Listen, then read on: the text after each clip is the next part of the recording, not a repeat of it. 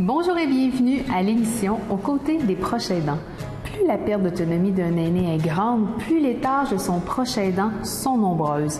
Certains proches aidants qui prennent soin d'un aîné demeurant à domicile doivent même assurer une présence quasi constante afin de répondre à tous les besoins de leur aidé. Vous comprendrez que le risque d'épuisement est alors très élevé et que, par conséquent, les moments de répit deviennent primordiaux. Pourtant, plusieurs proches aidants n'oseront pas faire appel à un service de répit, soit par le sentiment de culpabilité ou par méconnaissance des services existants. Mais le répit, ça existe, ça fait du bien, puis il ne faut surtout pas s'en priver. Pour en parler, nous recevons aujourd'hui M. François Denoncourt, responsable du volet répit à la Société Alzheimer du Centre du Québec. Ensuite, je vais vous présenter le guide des services de répit réalisé par l'Association des proches aidants Arthabasca-Érable. Bonne émission!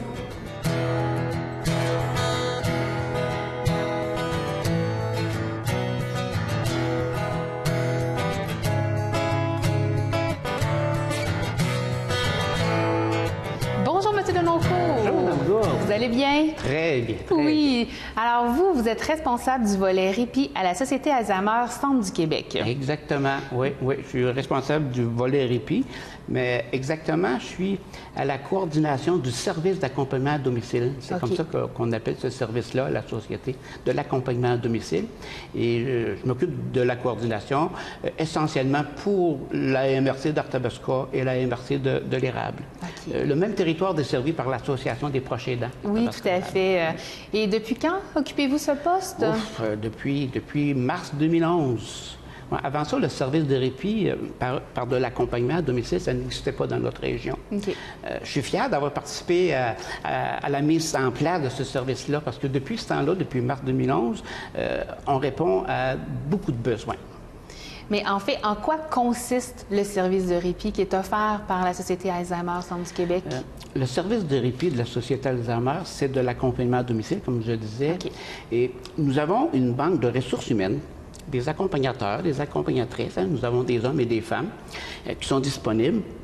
Et tous ces gens-là ont dans leur cœur la vocation de relation d'aide. C'est ça qu'on recherche, nous, la vocation, quand on fait des entrevues d'embauche. Regardez, suite à une recherche d'enquête d'existence de dossiers judiciaires, parce qu'aujourd'hui, on ne sait plus trop à qui on a affaire, puis suite à des références en appui, à de la formation théorique, puis aussi à de la formation pratique. On envoie nos gens à la maison Myosotis à Drummondville. Alors, après ça, bien là, on est fiers d'offrir aux proches aidants de notre région des accompagnatrices vraiment de qualité. Dans ce cas-là, excusez-moi, je vous coupe. Non, allez. Les accompagnateurs sont bien formés. Ils savent un peu à quoi va ressembler, en fait, les gens qui vont rencontrer, les personnes atteintes de la maladie. Non seulement de la maladie d'Alzheimer, mais à toutes les maladies apparentées à la maladie d'Alzheimer. C'est pour ça qu'on a besoin de la formation. Tout à fait. Dites-moi, est-ce que c'est un homme qui visite un homme ou ça peut être une femme qui peut aller visiter un homme où il n'y a pas de standard? Nous, ce qui nous importe, c'est de procéder à un bon jumelage. Ça peut être un homme avec une femme, peut être un homme avec un homme. L'important, c'est qu'ils aient des affinités, de la compatibilité ensemble pour qu'ils puissent passer des moments agréables. Parce que lorsqu'on offre du répit au proche aidant, le proche aidant n'est pas tenu nécessairement de rester à domicile. Le proche aidant, lorsqu'il se présente à domicile, il prend la charge. Il libère temporairement le proche aidant pour lui donner du plein répit. Alors, la personne peut rester à domicile, vaquer à des occupations, se faire plaisir à elle-même, ou en profiter pour aller prendre un café avec des amis, aller jouer au hockey, peu importe. Puis la proche aidante, c'est pas une gardienne. Elle accompagne le proche aidant.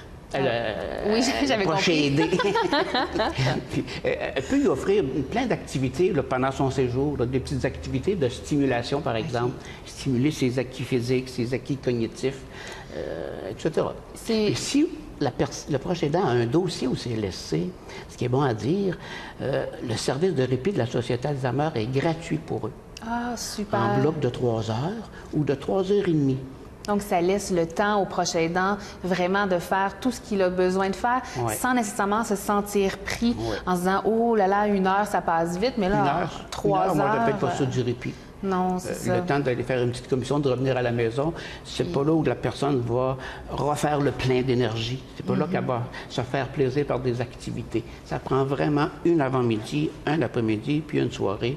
Puis le proche aidant, c'est lui qui choisit la journée de la semaine ou qu'il préfère recevoir une accompagnatrice à la maison.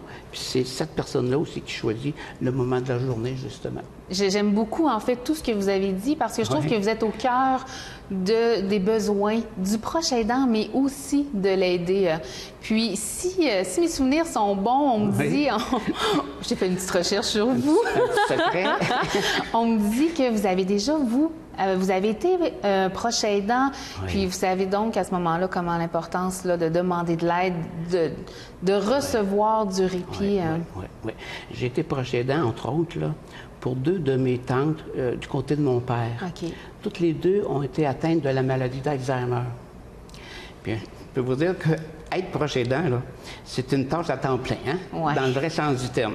Fait que pour être capable, que ça soit possible, parce que c'est possible, de prendre soin de quelqu'un atteint de la maladie d'Alzheimer à domicile, là, puis à temps plein, mais on a besoin d'aide. Moi, comme tous les autres proches aidants, là, j'ai eu besoin d'aide.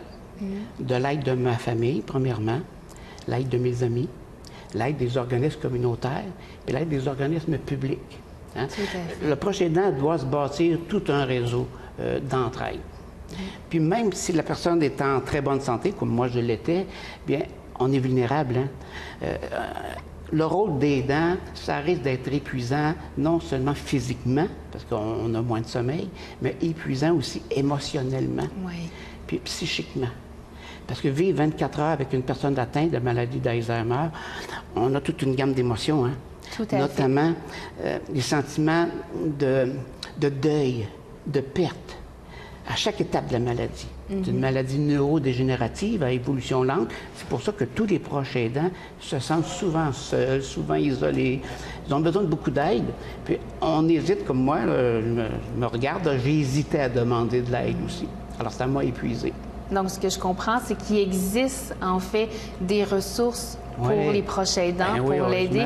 Il ne faut pas se gêner pour aller chercher là, de l'aide. Le répit est possible. Puis le répit, en plus, il est très facile à obtenir. Il s'agit d'en faire la demande auprès de notre CLSC. La Société Alzheimer, on y donne suite assez rapidement. Merci beaucoup, M. Denoncourt, de vous être déplacé, d'être venu nous parler de l'importance du répit. En même temps, vous avez parlé là, du répit de la Société Alzheimer. On sait comment c'est important et merci. Puis on invite aussi les gens à communiquer avec la Société Alzheimer. On va répondre à leurs questions et on va vraiment pouvoir leur offrir le maximum de services qui va être possible. Tous les proches aidants ont besoin de répit. Il faut en profiter. Tout à fait. Le service est là pour eux. Merci beaucoup. Ça me fait plaisir. Merci beaucoup. Cassandra, pour les gens à la maison, pourrais-tu nous présenter, s'il vous plaît, le guide des ressources du répit qui a été créé par l'Association des proches aidants Arthabasca Érable? Oui, ce guide s'adresse à l'ensemble des proches aidants, autant ceux qui s'occupent d'un enfant handicapé que ceux qui s'occupent d'un aîné en perte d'autonomie. La première section du guide vous propose des outils pour faire une évaluation plus juste de vos besoins et de vos limites et pour faire le point sur votre situation réelle de proche aidant.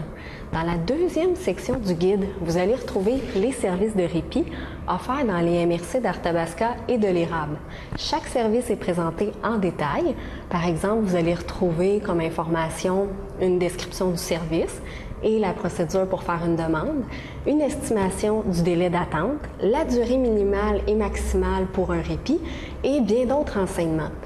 Vous allez voir qu'il y a plusieurs types de répit. Ça peut être des activités, du répit à domicile, en hébergement temporaire, en centre de jour. Ça peut être seulement quelques heures ou quelques jours.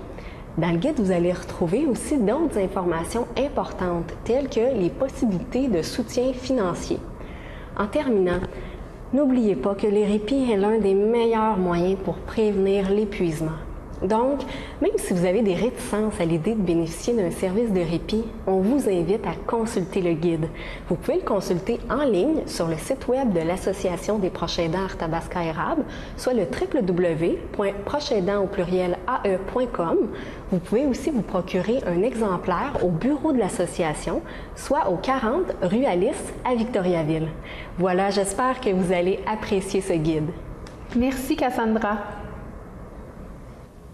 Nous remercions chaleureusement M. François Denoncourt pour sa participation à l'émission. En terminant, rappelez-vous que le répit, ça s'apprivoise et ça peut se mettre en place progressivement. Allez-y à votre rythme, essayez-le plus d'une fois et ne vous arrêtez pas au fait que votre aidé ne veut pas recevoir l'aide d'une autre personne. Parce que votre aidé aura peut-être besoin de soutien des années durant.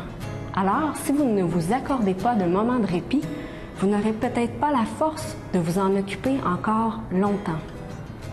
Pour une écoute et du soutien ou de plus amples renseignements, n'hésitez pas à communiquer avec l'Association des proches aidants Arthabasca-Érable au 819-795-3577.